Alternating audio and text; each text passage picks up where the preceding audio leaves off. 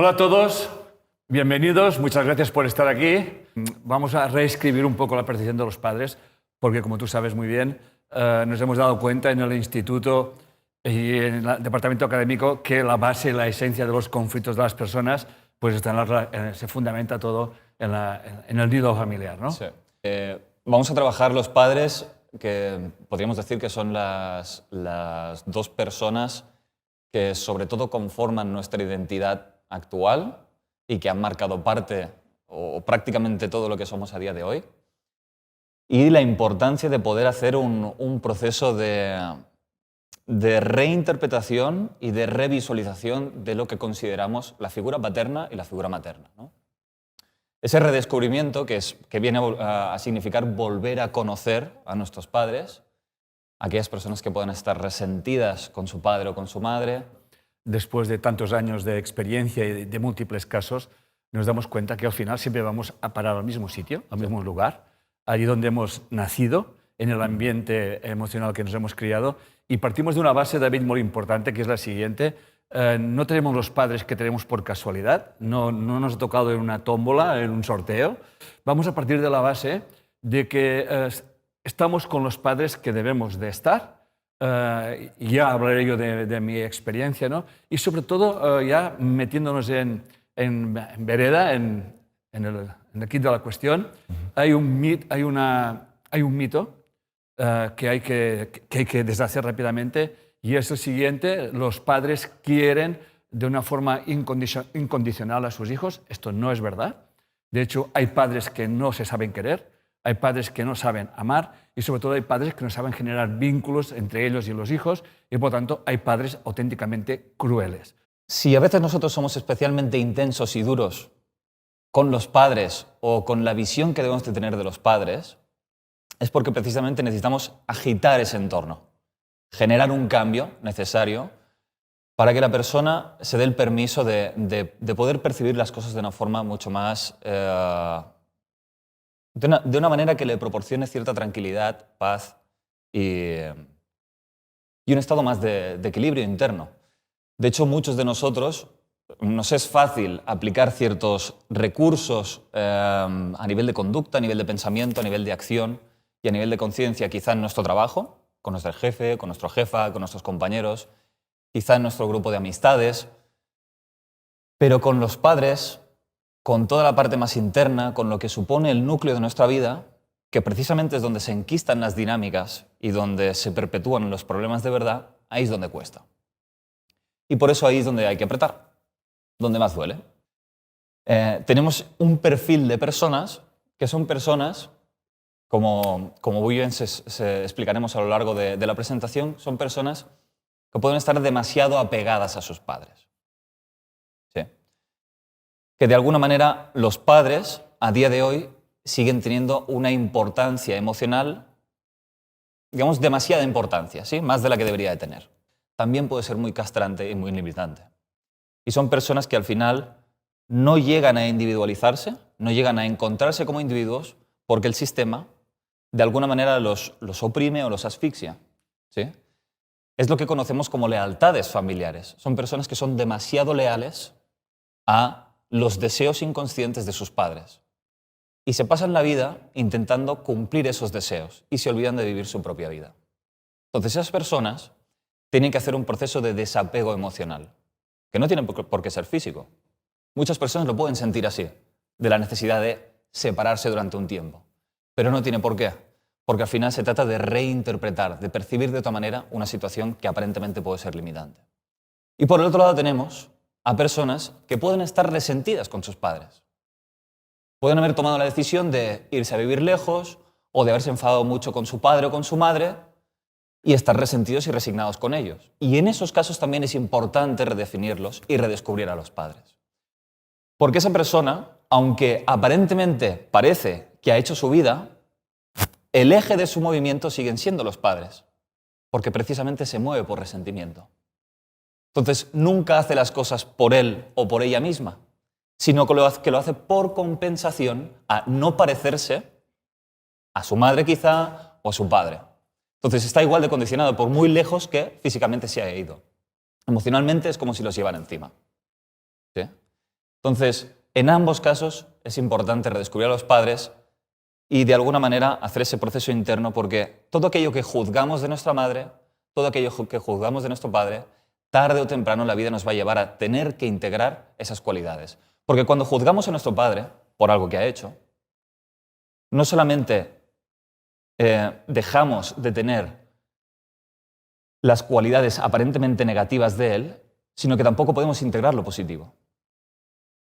Y eso es importante que lo tengamos en cuenta. Cuando juzgamos a nuestro padre, rechazamos también todo lo positivo que hay en él. Y lo mismo con la madre. Cuando rechazamos a nuestra madre, por algo en concreto, tampoco podemos integrar aquellas habilidades que quizá en nuestro momento actual, en nuestra circunstancia, en nuestro presente, con nuestros conflictos y nuestros problemas, esas habilidades nos serían muy bien para trascenderlos y superarlos. ¿Sí? Entonces, ese es un poco el objetivo, integrarlos para poder aprovechar esas cualidades para afrontar nuestros problemas. De hecho, David, a colación de lo que dice David, hay una cosa que está muy clara, y yo me estoy metiendo con las creencias ya, y es otra creencia. La familia es lo primero. Hay muchos países donde la familia es lo primero, haciendo referencia a lo que decía David sobre las lealtades familiares, y la familia no es lo primero. La familia es muy importante. La familia es donde nacemos, donde se nos acoge, es nuestra primera cuna, es donde se nos da un alimento físico, mental y emocional. Por lo tanto, hay que estar ya de entrada agradecidos a que nuestros padres hayan sido ese vehículo para que vengamos a la vida. No nos olvidemos de esto. Los padres tienen el poder de darnos la vida y precisamente por esa razón también tienen el poder de quitárnosla. De quitárnosla. O sea, de la misma forma que nos traen al mundo y nos dan la experiencia de la vida, de la misma forma nos pueden quitar todo eso. Honrarás a tus padres. Pero hay una cosa muy importante. Honrar a tus padres tiene doble cara, como todo. Hay que honrar a los padres, pero los padres tienen que honrar a los hijos. Por lo tanto, cuando honramos a los padres, realmente lo haremos cuando seamos capaces de vivir sus propios programas, la información que hemos heredado y la hemos deshecho. Tú realmente puedes liberar a tus padres cuando tú puedes transmutar o trascender la información que ellos, por lo que haya sido, no han podido hacer, o no han querido, o no han sabido, pero tú tienes esa información y si la tienes es porque tienes la posibilidad de trascender eso. Es posible que haya algunas personas que se juzguen internamente por rechazarlos o por estar enfadados con ellos o por odiarlos en cierta manera, que viene un poco en relación a la frase que estábamos viendo de Lucas. Entonces, las personas que internamente se están juzgando por estar enfadados con sus padres y que de alguna manera asisten a esta conferencia para hacer un proceso de perdón interno, que quede una cosa bien clara. No es negativo per se odiar a los padres. No es negativo. No es negativo estar resentidos con ellos. Es más, es una fase necesaria en nuestro proceso de crecimiento y desarrollo. El resentimiento es necesario para desvincularse y generar un proceso de separación, para que tú te puedas encontrar como persona individual. Y es necesario hacer ese proceso para luego poder integrarlos, porque tú no puedes integrar a tus padres desde dentro. Las personas que están atrapadas por sus padres, se sienten asfixiadas y quieren perdonarlos, quizá tienen que hacer un proceso primero de alejarse emocionalmente para luego entenderlos. Pero primero alejarse. ¿Sí? Son dos fases necesarias. Cuando no vivimos en esas historias, en ese ambiente, entonces los hijos se proyectan, tienen una inseguridad y se proyectan en el exterior y entonces caen en las creencias mágicas que, por ejemplo, han vivido pues cosas como mamá le dice, ¿has visto cómo se ha puesto tu padre por tu culpa? ¿O has visto cómo mamá se ha enfadado por lo que has hecho? Entonces automáticamente eso crea realmente un desasosiego en el hijo y se proyecta en el exterior buscando pues, ese hombre perfecto o esa mujer perfecta para que de alguna forma pueda complementarse, ¿no? Y hay un punto aquí que habla del psiquiatra Bruno Bernheim, que debe ser judío, creo más o menos, pero el apellido.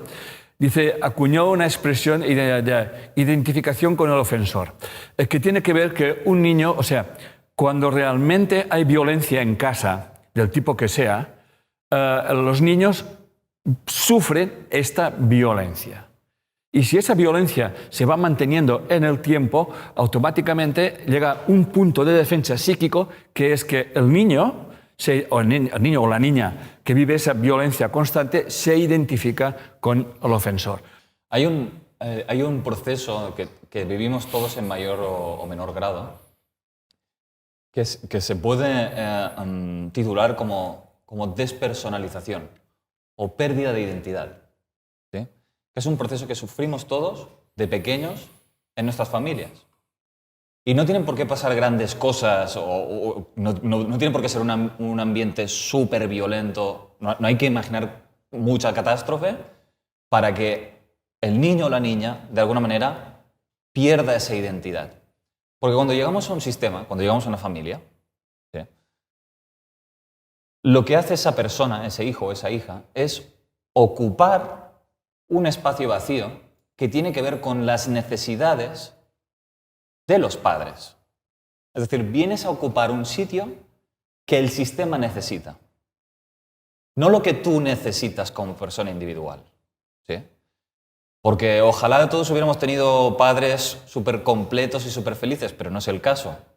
Quizá pues nuestra madre también ha vivido ambientes emocionales muy faltos de afecto, de amor, de lo que sea. Nuestro padre quizá también. Vienen con sus propias carencias y vienen arrastrando todo eso. Entonces, cuando viene un hijo o una hija, se vuelcan todas las necesidades personales en esa persona. ¿Sí? Y pretendemos inconscientemente que ese hijo o esa hija nos ayude a resolver nuestros propios problemas. Esto lo hacemos todos como padres. Todos, ¿eh? Entonces, el niño, para sobrevivir, o la niña, tiene que adaptarse a lo que se espera de él. Y cuando se adapta a las expectativas de terceras personas, quien se está dejando de lado es uno mismo. ¿Sí? Entonces, a medida que vamos creciendo, hay una primera fase natural también de adaptaciones a ese sistema para cumplir lo que se espera con nosotros, pero eso tiene que ir dejándose de lado. ¿Sí? Pero ahí es donde nos quedamos encallados prácticamente todos y todas. Si encima el ambiente emocional, como muy bien decía Enric, se vive cierta desprotección, quizá porque el padre está ausente, que es un perfil muy habitual a día de hoy, o quizá porque nuestra madre está en un estado emocional alterado, o medio depresiva, o desequilibrada internamente por las razones que sea, o porque se siente muy sola. ¿Sí? Madres que se sienten solas. ¿Qué pasa aquí? Cuando el núcleo familiar, padre-madre, no es fuerte, tiran demasiado de los colaterales, en este caso hijos. ¿Sí? Si una pareja tiene una relación emocional fuerte y equilibrada, los hijos se irán de casa y ellos seguirán estables y seguirán bien. Si entre ellos no están bien, si mamá, por ejemplo, se siente sola porque papá nunca está, o porque siempre está trabajando, o porque cuando termina de trabajar se va al bar en vez de a casa, lo que sea, ¿sí? O al revés. ¿Qué pasa ahí? ¿Quién me va a hacer compañía? Mi hijo o mi hija. ¿Sí? ¿Quién estaría condicionando la vida de ellos? Por no poder resolver mi vida. ¿Sí? Entonces el niño se despersonaliza porque entiende que su forma de sobrevivir en esa casa es atender el estado emocional de la madre. Entonces su forma de poder ser libre y hacer su vida es esperar a que su madre esté bien o a que su padre esté bien. Pero como eso nunca va a llegar, porque los padres siempre, como no han sido capaces de construir la vida que necesitaban construir hasta entonces, han conocido y han llenado ese espacio con nosotros, no les interesa soltarnos.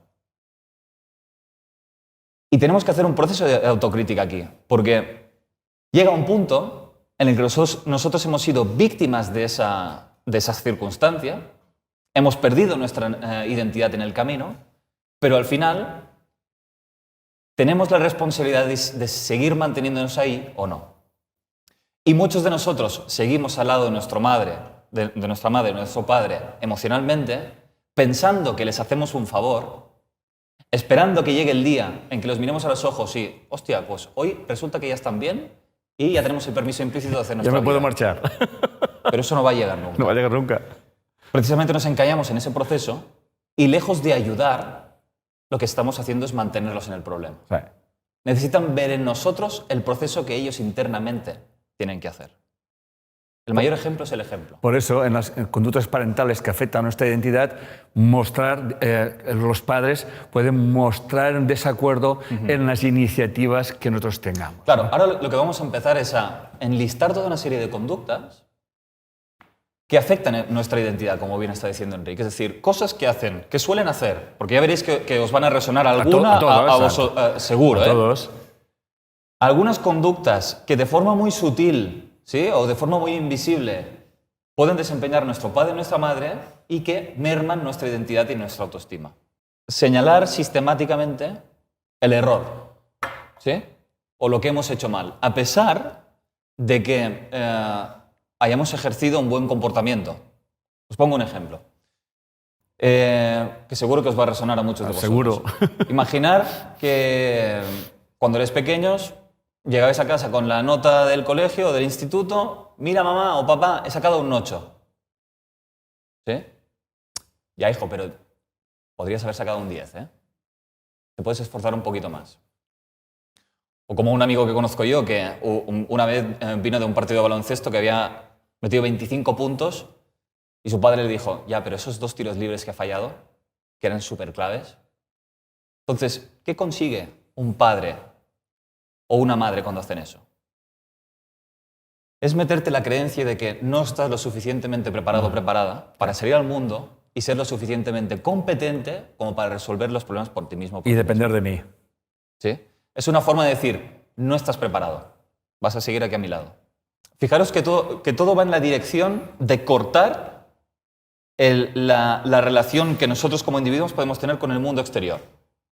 Otra es desacreditar tus relaciones interpersonales. ¿Cuántas madres han opinado de vuestros novios, de vuestras novias? Maravillas. Esta no es buena para ti. ¿Sí? Pero estás seguro, pero sí. ¿Tú no has visto? Antes te comportabas mejor, ¿eh? Ahora, desde que te has juntado con ese o con esa, todas esas frases, que es una forma, además son opiniones que tú no pides en ningún momento, que te sueltan de forma gratuita. Y dices, pero mamá o papá, pero si yo ni tan siquiera te he preguntado. Y vienen y opinan de tus relaciones y se creen con el derecho de meter las narices en nuestras facetas más íntimas. Pero el problema es nuestro porque toleramos ese comportamiento. El problema es nuestro porque somos nosotros quienes esperamos la opinión de ellos. Por lo tanto, de nuevo, la responsabilidad es nuestra porque necesitamos su aprobación. Desde la conciencia de unidad, si nuestros padres se meten en nuestras relaciones interpersonales, somos nosotros quienes tenemos la puerta abierta. Somos nosotros quienes dejamos entrar. Por lo tanto, el problema es nuestro. Exacto, es lo que... Por lo tanto, la solución es nuestra. Es como que la familia siempre la llevas encima y la familia no hay que llevarla encima. La familia, repito una vez más, la familia tiene que crear la frase de Khalil Gibran, ¿no? Que tú como padre o como madre, tus hijos son flechas y tú eres el arquero. Oye, lanza la flecha, prepáralos para la vida y si quieren volver, que vuelvan. Y si no quieren volver, tú ya has cumplido. Esas personas tienen que aprender a soltar. Soltar y que las otras personas hagan y funcionen con su criterio, a pesar de que ellos tengan un criterio diferente. ¿Sí? Y empezar a hacer ese proceso de soltar responsabilidades. Porque si no, van cargando a sus familias allá donde van. ¿Sí? Es una forma, de nuevo, otra forma de no hacer su vida. O al hacerte sentirte en deuda por lo que te han dado, ¿no? Después de todo lo que he hecho yo por ti. Esta es otra, muy famosa. ¿Cómo es que me lo pagas así? ¿Perdón? Bueno, yo pienso que es lo que tenemos que hacer los padres. Aquello que dicen de plantar un árbol, tener un hijo y escribir un libro, que sería pues, dar vida a la vida, formar a los hijos y que ellos experimenten la vida, que estás allí, pero estás allí, no estás agarrándolos. Debería ser una función biológica y natural que deberían de entender todos los padres. Es decir, yo potencio a mis hijos y a mis hijas porque es lo que me toca. Si no, ¿para qué tener hijos o hijas? ¿No? Que de hecho muchos de ellos los aprovechan para, pues mira, hija, vas a ser la que me va a cuidar toda la vida. Sí. ¿Sí? Muchas parejas no están bien y quieren resolver sus problemas teniendo un hijo. Y lo único que hacen es agravar el problema. Otra conducta interesante que es no empatizar contigo cuando tienes un problema personal. Cuando vamos a nuestro padre o nuestra madre exponiendo un problema, algo que nos ha pasado, y no son capaces de sostenernos y acompañarnos emocionalmente. ¿Sí? Y quizá pues cambian de tema, o esto lo hacen mucho, ¿eh? Sí. De que, mira, te están contando algo y quizá te cuentan un problema más grande que el tuyo. ¿Sí? A tomar por culo la empatía. Sí. Y claro, tú te quedas como... Eso también es una forma de mermar tu autoestima, de sentir que no eres lo suficientemente importante y de seguir esperando ese efecto que nunca llega. Eso es violencia pura y dura. Lo digo porque yo he vivido eso, ¿no? Es violencia que no es tan evidente, pero que afecta igual. Igual. Cuando los padres te dicen, uy, qué feliz que soy cuando me llamas o cuando vienes a verme, tal y cual, ¿no? Que es una forma de manipularte. Cuando he visto muchos casos de personas que llaman a sus padres no porque los quieran llamar, sino porque están contentos ellos, ¿no? Bueno, obviamente que llamen a sus padres o no los llamen, eso no tendría que importar. El problema es cuando yo me obligo a hacer una cosa que no quiero hacer. Entonces estoy haciendo cosas que no quiero hacer porque tal. Entonces los papás también se encargan de, ay, no veas lo feliz que me haces cuando me llamas, etcétera, etcétera, ¿no? Entonces tú automáticamente piensas, no tengo ganas de llamarlos, por la razón que sea, porque hay un resentimiento, lo que sea, y entonces te sale la vocecilla de mamá y dice, ay, qué feliz que somos. Y luego dices, va, para que sea feliz la voy a llamar. Pues no, eso realmente está afectando nuestra forma de ser porque las cosas no se están aclarando.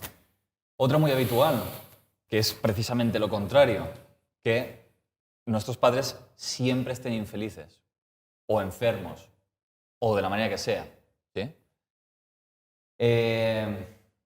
La madre que siempre que la llamas, sí, bueno, hija, aquí estoy, pues tirando con lo que puedo. Y dices, madre mía, se te deprime el día cada vez que la llamas. ¿Sí? O te cuenta el mismo problema siempre. Claro. Esas personas que cada vez que los llamas resulta que, hostia, pobre, que lamento, ¿no? que drama que llevan constantemente en su vida, con eso funcionan como agujeros negros, Sí. por decirlo de alguna manera. Sí, sí. O sea, a través de ese dolor, ese drama, ese sufrimiento, lo que hacen es obtener atención de todas las personas que están a su alrededor. Entonces van captando las personas, las van arrastrando así, hacia su lado, Ajá. allá por donde pasan. ¿Cuántas personas habéis conocido que se han hecho adictas a su enfermedad por el beneficio secundario de la atención que reciben de la familia y de las personas que están a su lado? Hay personas que no quieren encontrarse bien para no perder esa atención. Y hay hijos e hijas que han nacido con padres ya suficientemente equilibrados que se han atrapado precisamente por esa razón. ¿Sí? Y que siguen esperando constantemente algún día llamar y esperar otro tipo de respuesta, o otro tipo de estado emocional. Esto para que veáis que al final estamos mencionando estas conductas, pero en definitiva quienes seguimos manteniendo ese tipo de conductas tóxicas somos nosotros. Exacto. Porque desde una perspectiva sistémica, nosotros somos miembro del sistema. Y por lo tanto nosotros tenemos parte de responsabilidad en que los demás miembros sean como son. Y a veces el mejor favor que podemos hacer es retirarnos. Porque cuando nos retiramos, el sistema necesita ajustarse. Las personas necesitan adaptar otros roles. ¿Sí?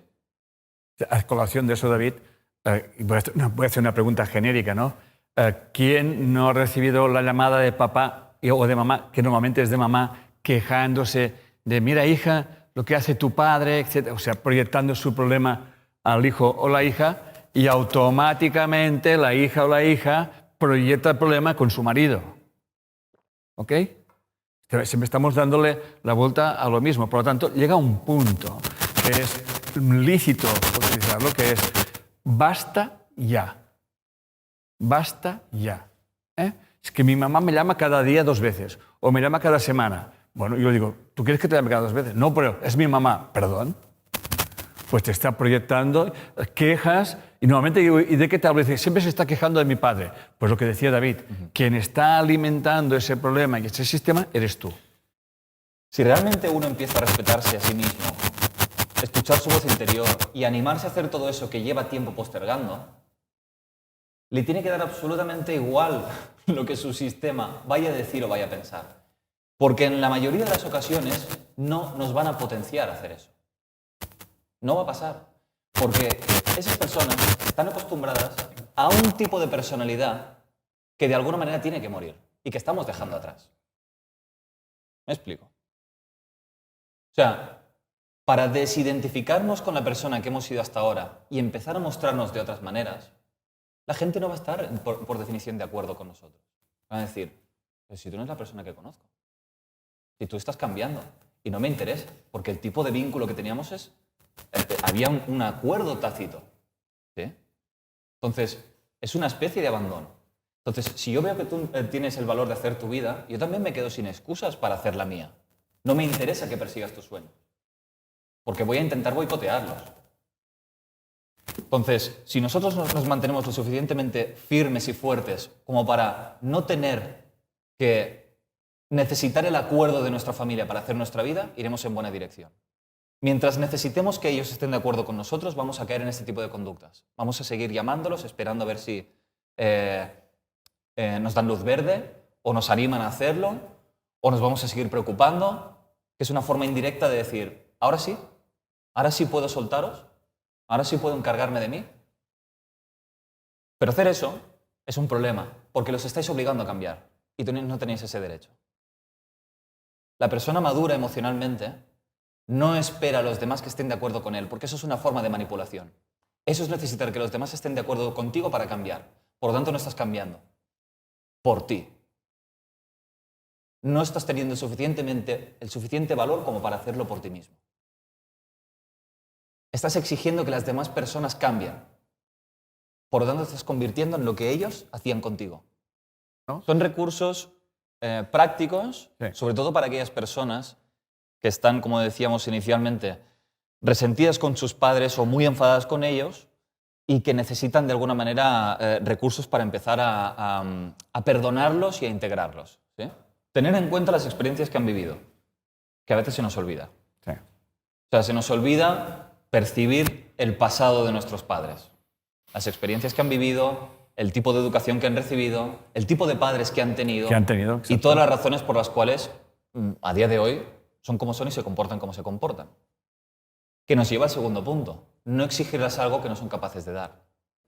Esa hija que de alguna manera sigue esperando el afecto de su madre y ha terminado encargándose emocionalmente de ella, al final, para llegar a compensar esa herida, lo que puede hacer es encargarse emocionalmente de todo el mundo. ¿Sí? Preocuparse en exceso por terceras personas, caer en una empatía excesiva, etcétera, etcétera. Por lo tanto, un gran recurso es empezar a reconceptualizar a su madre y entender que parte de lo que ella consideró una desventaja, que fue no tener la suficiente atención, puede ser un recurso para ella, porque necesita dejar de tener atención hacia todo el mundo. Es decir, aquel comportamiento que hemos juzgado a nuestra madre, que puede ser que no haya estado pendiente de nosotros y de nosotras, puede ser precisamente ese comportamiento que necesitamos incentivar y empezar a hacer en nuestra Ese es el vida. punto de aquí. Ir pensando en este sentido qué conductas de nuestros padres o de nuestras madres nos molestan y darle la vuelta, porque eso es lo que tenéis que empezar a hacer en vuestra vida. Es el recurso que necesitáis para superar vuestro problema. ¿Sí?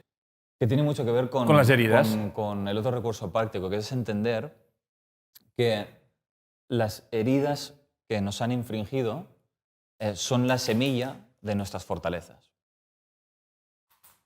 Imaginaros, por ejemplo, que si nosotros en nuestra infancia nos hemos sentido apartados o excluidos de nuestro sistema o que no nos han tenido suficientemente en cuenta, podemos haber desarrollado la habilidad para, allá donde estamos, pues hacer partícipes a las personas y pues generar un sentimiento de pertenencia y de equipo. Y tener muchas habilidades de gestionar emocionalmente a los demás. ¿Sí? Precisamente porque no se han encargado de nosotros. Y internamente han decidido, yo no me voy a parecer a mi madre. Y de ahí, de esas circunstancias, han sacado un enorme potencial en capacidades intelectuales, iniciativa en cuanto a proyectos laborales y toda una energía que se mueve en ese sentido. Precisamente por alejarse de un entorno que aparentemente parece tóxico o limitante. Pararse escucharse internamente y, de alguna manera, incentivar relaciones interpersonales de más calidad y confiar en las demás personas. Pero es una forma de refugiarse y decir, voy a ser todo lo contrario a mi madre.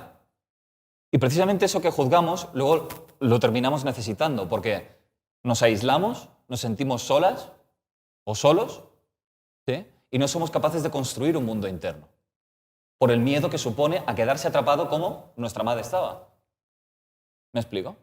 Y ahora ya estamos en la otra segunda parte, que es alejándonos de nuestros padres. Sí. De hecho, esto es la cosa más natural del mundo. Pues en verdad, la cosa más sana que podemos hacernos es alejarnos de nuestros padres, pero ya no digo físicamente, que eso ya es natural, sino emocionalmente. Y eso no quiere decir que no tengas que ver a tus padres o vayas a comer con tus padres o lo que sea, ¿no? Es un concepto equivocado que mucha gente tiene sobre honrar a los padres. No significa hacer caso a los padres.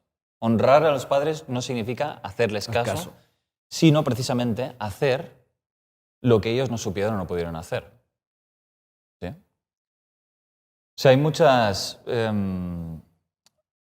cada vez que nosotros nos atrevemos a emprender un camino que hasta entonces nadie de nuestra familia, ni nuestro padre ni nuestra madre, han recorrido, a pesar de todos esos cantos de sirena y esas resistencias que pueden aparecer, internamente es muy bueno pensar que les estamos haciendo un favor, porque es una forma de trascender las limitaciones que han existido hasta entonces. Ellos necesitan ver en nosotros a alguien que es capaz de trascender y transformar y superar los problemas y las dificultades que ellos han tenido, a pesar de que no nos lo digan. Porque ellos van a necesitar que estén a nuestro lado, porque son incapaces de hacernos su vida y de llenarla, de llenar ese vacío a expensas de nosotros. Pero por debajo, inconscientemente, nos están pidiendo constantemente que les enseñemos cómo se hace. ¿Sí? Es como, hija mía, no quiero que te vayas, pero por favor, enséñame cómo se hace. Necesito verlo, porque entonces cuando veo tu proceso de liberación, entonces tengo el permiso implícito para hacerlo. Solamente a través de tu proceso de transformación soy capaz luego de darme la posibilidad de hacer lo mismo y aprender de ti. Si tú te quedas a mi lado, nos quedamos los dos atrapados. Si tú te atreves a emprender tu vida, esa es la mejor forma de honrarme, porque vas a hacer todo aquello que yo no he sabido hacer. Y eso va hacia arriba. Eso es hacia las madres, hacia los abuelos, hacia las abuelas, y es aprovechar, es como una forma de decir, hijo mío, hija mía, yo he llegado hasta aquí, ahora sigo yo con el camino y sigo tirando hacia adelante. ¿Sí? Eso es una forma, eso es la verdadera forma de honrarlos. Es romper esas lealtades. Lo que tiene que ver aquí, que tu rol dentro del sistema no sea manteniendo las conductas tóxicas que siguen habiendo, ¿no? O sea, por ejemplo, que si tu mamá se queja de tu papá, tú le des encima bola, ¿no? Entonces, estás como asumiendo responsabilidades que no tienes que asumir. Hay un punto que es clave, es decir, basta. Es que mira lo que hace tu padre o mira lo que hace tu madre. Basta. Estás casado tú con él, resuelve tus problemas. Yo tengo que hacer mi vida, ¿no? Estamos realmente haciendo un rol que no está ayudando en absoluto a la familia y estamos en una especie de vida marmota, en una especie de déjà vu, aplicando los mismos problemas, las mismas soluciones y de encima nos quejamos, ¿no? Y creo que para terminar nos queda ese recurso práctico y pasamos... Sí, que también hemos mencionado. Ya está dicho, sí. Fijaros, aceptar a nuestros padres, lo hemos dicho antes, no significa que tengamos que estar de acuerdo con ellos. O sea, nosotros podemos aceptar a nuestra madre, entender las circunstancias que la han llevado a ser como es, entender a nuestro padre, entender todo su pasado, pero eso no significa que tengamos que estar de acuerdo con ellos y que compartamos los criterios y que acepten el camino que queremos emprender. Fijaros, hemos querido terminar con este poema de Rumi, que viene a ilustrar este proceso del que estamos hablando, ¿no? Que viene a equiparar el amor hacia nuestros padres con nuestra libertad individual. O sea, equipara el amor con la libertad, que de hecho van intrínsecamente unidos. Dice, esto es amar, volar hacia un cielo secreto, ¿sí? Causar que 100 velos caigan cada momento. Primero dejar ir la vida y finalmente dar un paso sin pies. Por ejemplo, dice, la primera frase que dice, esto es amar, volar hacia un cielo secreto. Es decir, atrevernos a experimentar entornos que no hemos experimentado hasta ahora atrevernos a superar límites que hasta ahora no hemos superado, dejar atrás las conductas que nos vienen limitando en nuestra vida, dejar de querer contentar a nuestros padres, de querer hacerlos que sean felices y dejar que ellos mismos sean capaces de hacerlo. No tenemos que percibir en nuestros padres a personas necesitadas, porque eso es una forma de limitarlos también. Tenemos que percibirlos como personas perfectamente capaces de resolver sus problemas. Solo así los estamos potenciando. Y entonces... Y eso es una forma de desapegarse e ir hacia esos cielos secretos. Van a caer esos 100 velos que tienen que ver con nuevas experiencias, nuevas percepciones, y en definitiva estamos aumentando el conocimiento ya de lo que es a nuestros hijos, de experimentar cosas que si no los dejamos volar no van a saber nunca, ¿no? Es un dejar ir la vida que llevamos hasta ahora para dar un paso sin pies, que viene a ser un paso en el que no tienes... o sea, es un paso en el que tú te resulta un abismo porque no sabes hacia dónde vas. Entonces, la persona que realmente llega a hacer ese proceso de desapego de sus padres también está rompiendo todas esas lealtades y de alguna manera tiene esa inseguridad interna y esa sensación de ¿me saldrá bien eso que estoy haciendo? Estoy de alguna manera, una parte de mí está muriendo y está quedándose atrás. ¿Quién voy a ser a partir de ahora? Y las personas que vayan a relacionarse con ese nuevo yo, ¿les voy a gustar? ¿Me van a aceptar tal y como soy? ¿Van a aceptar esa nueva imagen? Tenemos que hacer ese paso a pesar de no saber si eso va a ocurrir o no. Exacto. Que eso es precisamente el viaje del héroe. Por eso somos héroes cuando hacemos esa transición, porque hacemos un paso que requiere de heroísmo, sin estar seguros de lo que vaya a pasar. Y ahora ya nos metemos, piensa en un tema que sientas que no está solucionado con tus padres. Y vamos Esta es la reflexión que queremos que hagáis todos, ¿no? Todos, es decir, pensar en un tema que a día de hoy sentís que está enquistado, que no se ha terminado de resolver, o con vuestros padres sigue ahí de alguna manera... Bueno, que de todas maneras, todo lo que hemos dicho, creo que todos tenemos un poquito de todo, ¿eh? O sea, empezando por mí y terminando por quien quieras. Vamos a pillar a la señorita... ¿Cómo se llama, Peter, la señorita? O que active su micro y que diga el que llega su nombre. Dinos tu nombre, sí, pero tiene que saber. ¿Sabes quién es Peter? Sí. Ella, creo que ha activado su micro ya. Sí. Eso, la del dedo. Venga. Mi nombre es Rosana. ¿Cómo? Rosana. Vale, Rosana. Recuérdame cuándo has levantado el brazo, qué es lo que te ha resonado de lo que estábamos explicando. Cuando levanté el dedo, precisamente era con el tema de la pérdida de identidad. La pérdida de identidad, bueno, sí. ¿Pero qué estábamos diciendo concretamente? Creo que era algo no sé si estábamos hablando del tema de la sobreexigencia, la sobreresponsabilidad, o si... ¿Qué es concretamente lo que estábamos comentando? Era un poco así como que la madre pues era como muy a lo depresivo, a la tensión, entonces claro, el hecho de querer pues apoyarla, estar ahí con ella y hacer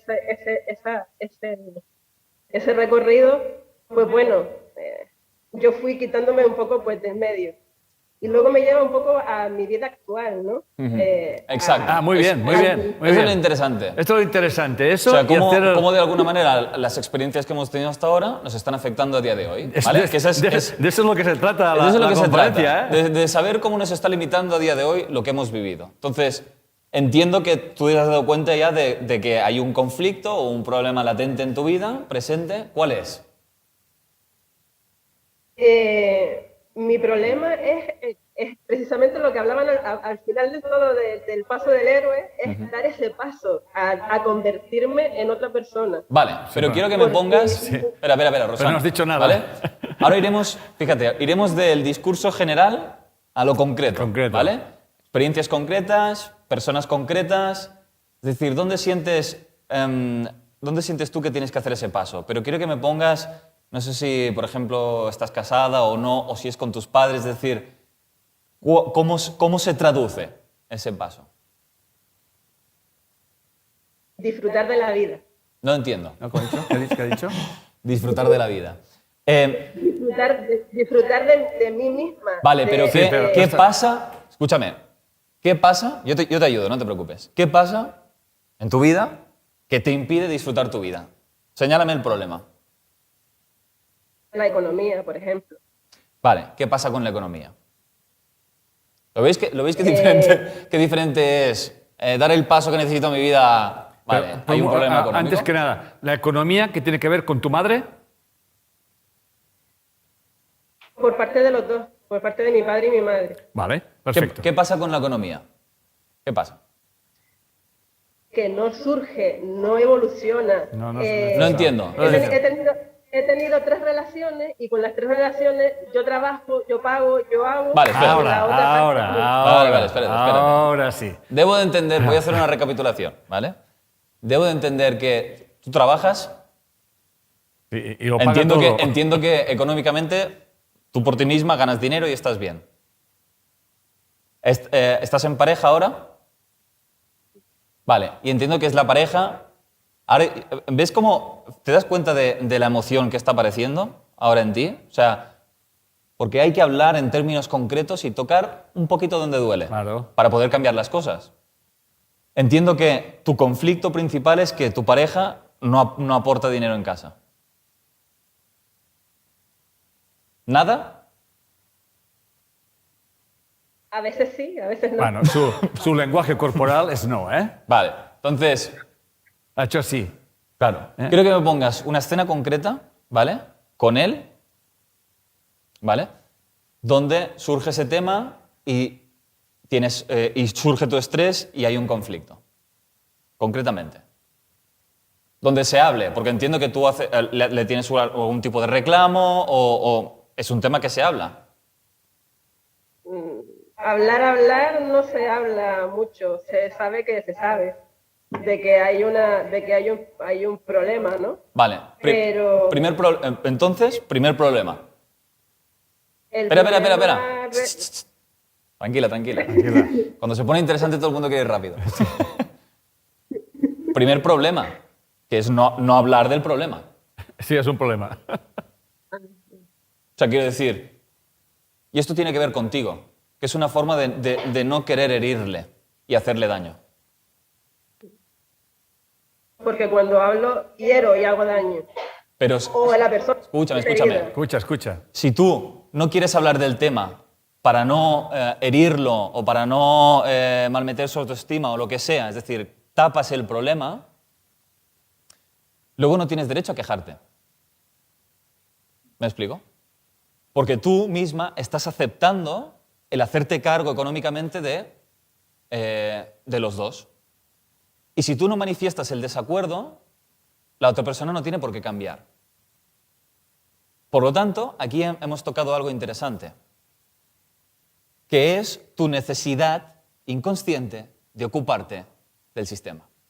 Y su queja, que quiere ser libre, disfrutar de la vida. Me quejo de que los demás no me permiten hacer mi vida, pero a la vez yo no quiero cambiar el problema.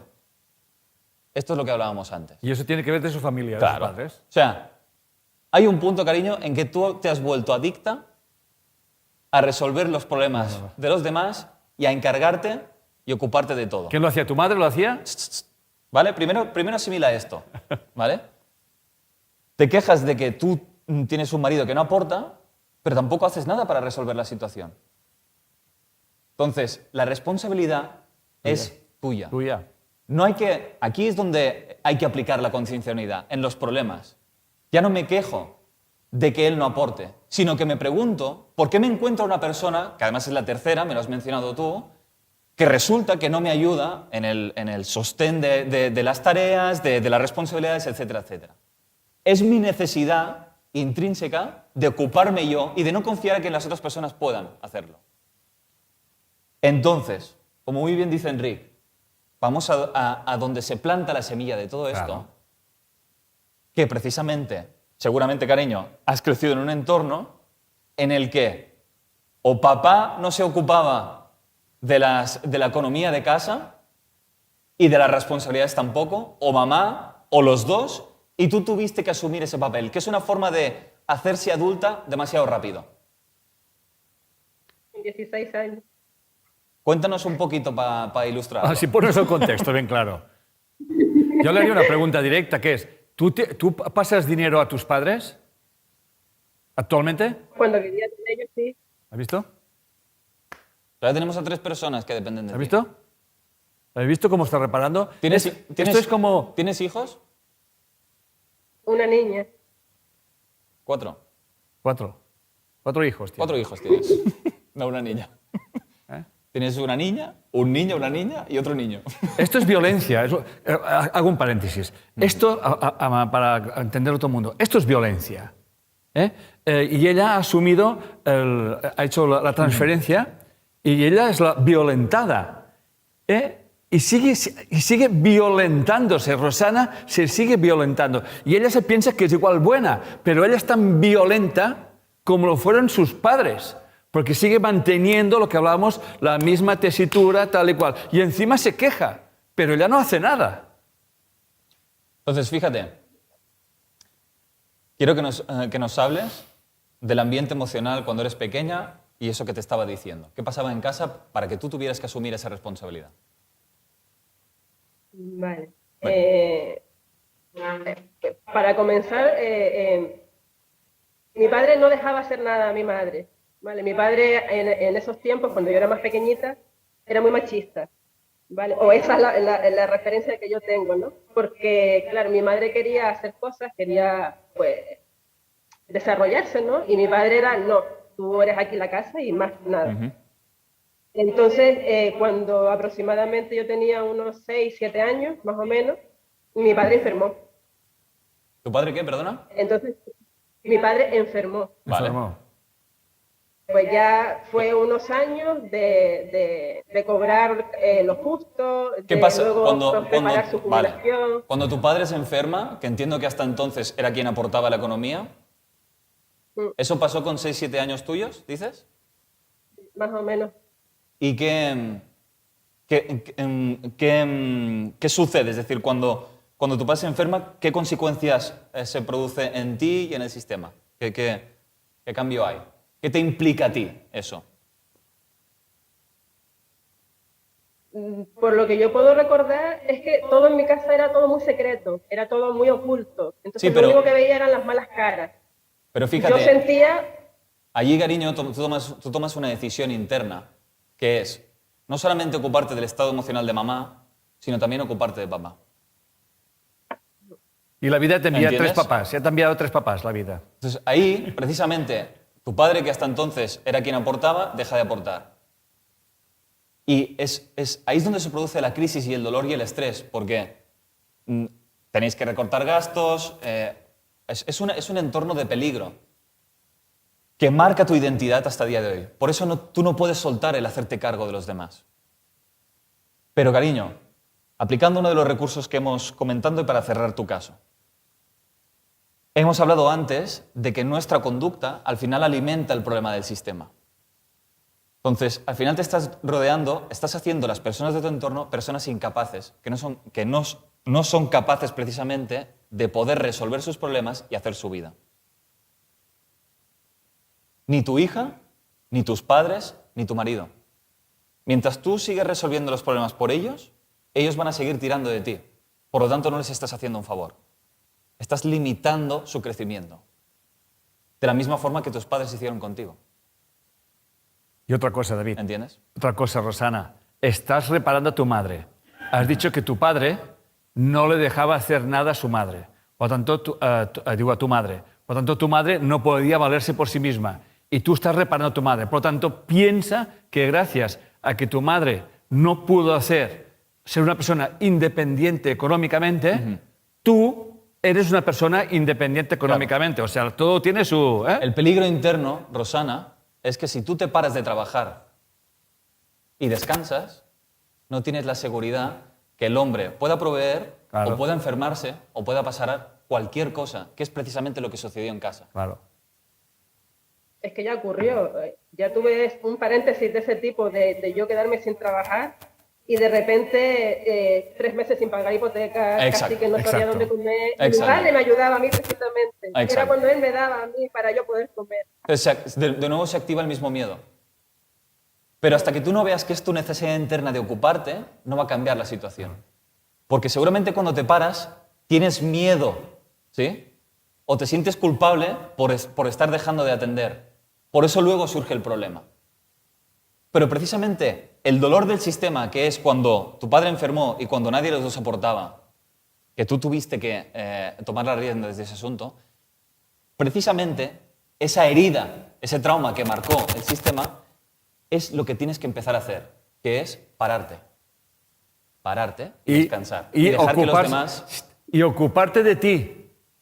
Eso es lo que cuesta. Tú estás en el exceso de ocuparte de los demás, hay que invertir el pensamiento y darte cuenta que el exceso que yo proyecto hacia afuera es el que yo tengo que proyectar hacia mí. Por lo tanto, tú has dicho desde el principio que te he escuchado, es yo quiero vivir la vida. Y aquí la única persona que se impide vivir la vida eres tú. Soy yo. Tú eres el carcelero, tú tienes el candado y tú tienes la llave. Y lo que te está diciendo la vida es que estás en un exceso y tú tienes que volver a invertir ese exceso y empezar a vivir tu vida. O sea, dicho de otra manera, a ocuparte de ti, que es lo que realmente te tiene atrapada. Muchas gracias, Rosana. Gracias, Rosana. Gracias. Yo, Ha sido un placer. gracias. Yo quiero el micrófono a la rubita que hay allí, que está muy tapada, que se le ven los ojos allí. Cuando hablamos por micrófono hay que quitarse la mascarilla, ¿eh? Por favor. Quitársela. Que no lo habíamos dicho, porque si no... Gracias, Rosana, ¿eh? Gracias. Fíjate, Rosana, antes de seguir con el caso, a ti lo que te da miedo sobre todo es volver a un estado emocional en el que estaba tu madre, que era sin trabajar, Claro. ocupándose más de la casa, de las labores que implica la... O sea, es una forma de pararse y de no seguir en esa Dinámica. sobreexigencia y esa dinámica laboral que te está agotando. Entonces, tu miedo es parecerte a ella, porque esa decisión interna, ahora me estoy acordando de por qué has levantado antes el brazo, que es el no parecerse a mamá, es precisamente a donde tienes que volver. Cada juicio que emitimos, tarde o temprano tenemos que integrarlo. Y hasta que tú no te atrevas a parar, no puede haber otra persona que pueda tomar esas riendas y que pueda compartir la carga contigo, que también es muy injusto, Claro. porque al final terminas estando tan sola como estaba tu madre. Es que eso precisamente es donde me siento ahora y es como la cárcel en donde, vale, pero ¿y qué hago para? Ocuparte de ti. No sé el pensamiento adecuado, no sé pero bueno. Exacto. Eso para que veáis todos hasta qué punto vivimos en la hipnosis, ¿eh? Y estamos atrapados como que no sabemos qué tenemos que hacer cuando realmente hay que hacer, como mínimo, al contrario de lo que estoy haciendo. Y si esa mujer pilla a 3 hombres que son, entre comillas, iguales, pues es que tiene muy buena puntería. Por tanto, Además, cariño, y esto sí ya para cerrar, esta es la verdadera forma de integrar a tu madre. Claro. Porque Y de honrarla. Porque es una forma de honrarla. Es decir, vale, mamá, donde yo juzgué tu comportamiento, ahora sé que lo necesito en parte. Y es una forma de integrar a tu madre en ti y de no seguir juzgándola. Es entonces cuando se produce el verdadero perdón. ¿Sí? Ok. Cuando antes veías un problema, ahora de repente ves el recurso. Entonces tengo que empezar a ser un poquito más como ella. Voy a pilar... ¿Cómo te llamas, corazón? Aurora. Aurora. ¿Eh? Muy bien. Bueno... Hola, Aurora, bienvenida. Gracias. Eras voluntaria. Todos los que están aquí sois voluntarios. ¿Tienes frío? Tiene Poquito, frío, se nota, ¿no? Tiene frío. Ya hemos visto. Bueno, ya has visto cómo funciona eso, ¿no? Obviamente, de todo lo que has oído, tampoco se trata que tú saques aquí el problema de tu vida, ni muchísimo menos, porque cuando tocamos una parte del sistema, tocamos el sistema. Y yo me imagino que tocando el tema de Rosana, que más que menos ha visto ya muchas cosas, ¿no? Por lo tanto, ¿qué es aquello que tú realmente sientes que no has solucionado? Ya, que puede ser o como hija o como madre, ¿eh? Bueno, de hecho es que estoy viviendo en casa de mi madre. Llevo unos años que estoy viviendo con ¿Y qué ella. edad tienes tú, cariño? 47. ¿Estás casada? Estoy divorciada, por eso me tuve que volver. Yo vivía afuera y me tuve que venir aquí. O sea, tú te casas, te vas de casa Sí. y vives con tu marido ¿cuánto tiempo? Bueno, estuve casada primera vez 10 años con una persona, me fui a vivir a Alicante y de Alicante me fui a Madrid, estuve con otra pareja. Bueno, no te he entendido, pero es igual, no, tranquilo. Pero un matiz. Un matiz. ¿Por qué te has dicho que te tuviste que volver a casa de Sí. tus padres? ¿Por qué te tuviste que Vale, volver? porque yo estuve, me fui a Madrid, tuve una pareja allí y me quedé, o sea, fue un divorcio muy malo, me quedé en la ruina, digamos, me quedé en la calle. Bueno, Me muy quedé en bien, la calle y aclarado. ¿Y no podías ir a casa de una amiga? estaba mal. Yo tenía que poner tierra de por medio. No te voy a... ¿Me has dicho que te llamas, perdona? Aurora. Aurora, no queremos justificaciones. ¿Qué edad tenías cuando te fuiste a Madrid con esa pareja? Cuando me fui a Madrid, 36. Mira, aquí un servidor le estás hablando a una persona que a los 18 años se marchó de casa ¿Yo? con lo opuesto. Bueno, yo también lo hice No. eso. No. Hazte una pregunta que no te atreves a hacer. ¿Para qué yo estoy en casa de mi madre? Sí. ¿Para qué? ¿Para qué? No quiero que me lo respondas. ¿Para qué? ¿Porque tienes trabajo ahora? Sí. ¿Puedes ser independiente ahora? No. Sí.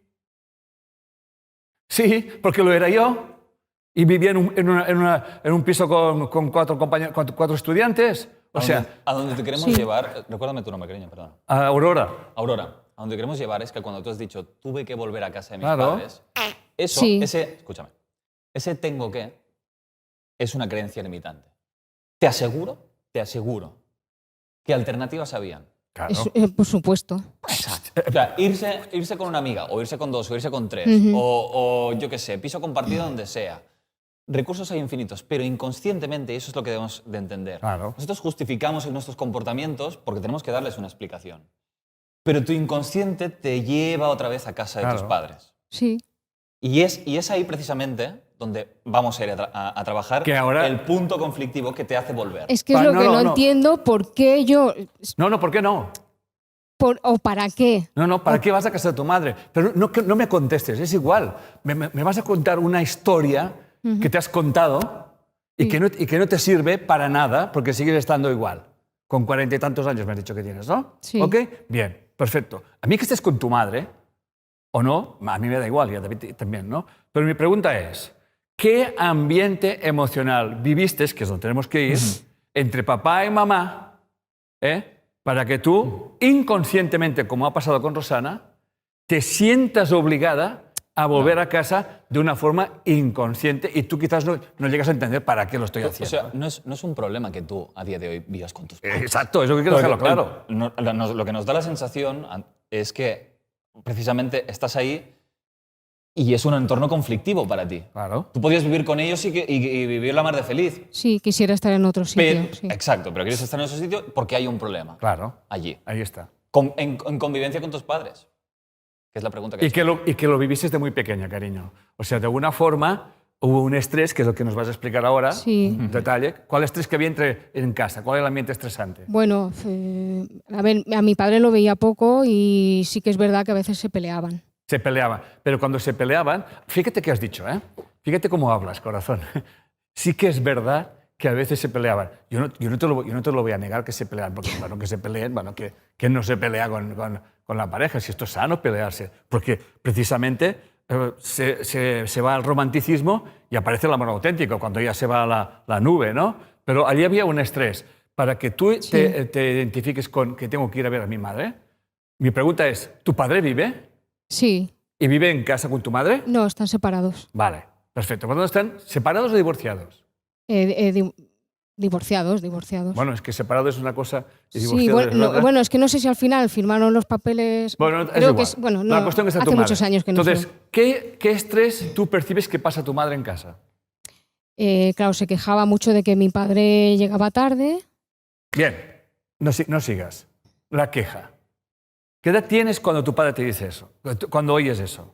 7 años. Bien, perfecto. Lo que hablamos. Fijaros bien. Eso tenía que quedar muy claro. Comparto con los demás, ¿eh, cariño? Que mamá se queje a su hija o a sus hijos de lo que hace papá, esto es violencia. ¿Alguien tiene dudas de eso? ¿Tienes dudas, Aurora? No. Eso es violencia. Porque nos está poniendo una semilla. Y la semilla que te está poniendo es que papá, entre comillas, es malo. ¿De acuerdo? Es malo. No digo que tú lo pienses así, ¿eh? ¿Queda claro? Pero eso es un tipo de violencia. De hecho, no es la violencia que es lo que hace papá, sino la queja de mamá. O sea, no hay peor violencia para mí. La queja de mamá a sus hijos por lo que hace la otra pareja. ¿Estamos? Por lo tanto, tú vives esta historia. ¿Ok? Y para ir rápido. Entonces, nos vamos a tu cuando Sí. te vas a Madrid con tu pareja. ¿De acuerdo? Sí, ¿Cuál fue el motivo de la separación? Bueno, le pillé cosas que... Perdona, te oigo. Que le pillé cosas que no... Muchas cosas que ¿Sabes, no... ¿Sabes que no me estás contestando?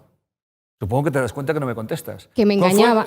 O sea, la gota que colma el vaso dice, hasta aquí hemos terminado. Pues que me engañaba y bebía mucho y... Por lo tanto, te casas con un hombre. Sí.